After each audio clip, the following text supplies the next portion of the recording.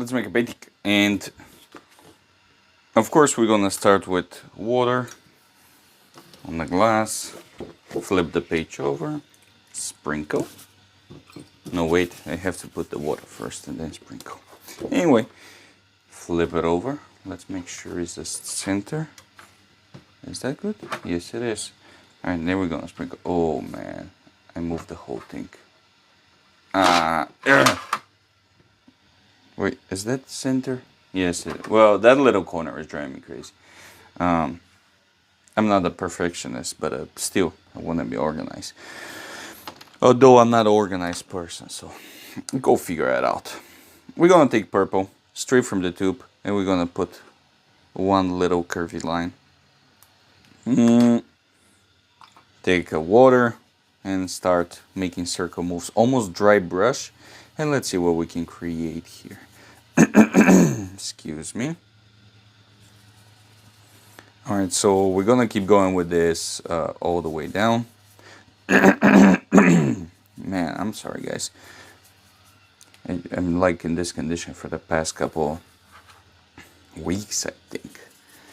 Anyway, I'm gonna take some of the brownish for the sky, and I'm gonna paint only the top part of that. I'm gonna clean the brush, of course, before I go straight to the bluey. Let's see. So let's take kind of dark-ish blue and start going around. Now when it's come time to blend, I will be very careful, and I will kind of barely touch everything and let it blend itself. Now we're gonna let that stay for a little bit. I'm gonna put water on the multiple brush, and I'm gonna keep going with the circular moves. And you will see the reason for that. There we go. So now what we want is go up, so we can create this kind of plants going all the way up. Now, okay, so I'm happy with the foreground, with the mid horizon and the sky. The sky needs a little work. The foreground need to have this kind of texture. And one of the reasons we put in this kind of texture is because we want to separate the foreground and the midground and the horizon. Of course, midground and the horizon, they're gonna get together. But you need variety. You need variety. You need something going on the foreground, which is going to be our texture on the ground, and the background, and the sky is going to be fluffy clouds, of course. So what we're creating here, the variety we're creating here, is texture from the palette knife, texture from the multiple brush, like little plants, straight raising and growing straight up to the sky, and the sky is just going to be fluffy clouds, which is gonna be very smooth removing of the paint, so we can have something different. That's another thing. Whatever you do, you can do the same thing every day, but then do it a different way. So if you have a job, of course we're talking about if you like your job, but then you can create the same thing every day in a different way, if that makes sense.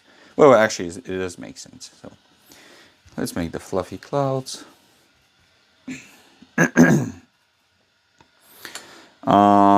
This is fine. I will need a little bit more purple, but this time I'm not going to put it straight to the paper. Instead of that, we're going to take black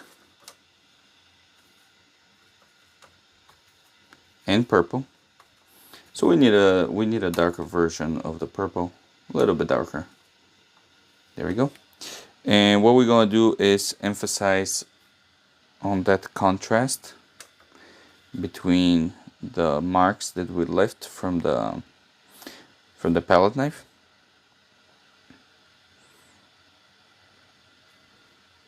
By the way, if you think I'm ignoring this, I'm not. I don't like it either. This little bristle over there. I know it's a mistake, but let me, you see jelly hands. Let me see if I can remove that thing from here. Come on, get out of here. Okay, now once we have this prepared, I will let it dry for a little bit, but then I will take black paint and I want to emphasize a little bit more on this branch. Now, of course, this is the line that is left from the beginning of the painting, but that's a great opportunity to make a branch here. You know, fall down branch, and it was trying to survive the last night storm, but of course didn't make it through. So life, someone gotta die, man. Heavy strokes so we can have even better texture. Dry brush with black paint, a little bit of water, and we can make the throwing shadow almost dry on dry. At this point everything is almost dry on the foreground, so that's gonna give us the chance to create this textures with a flickering, like a flickering effect on the ground. There we go.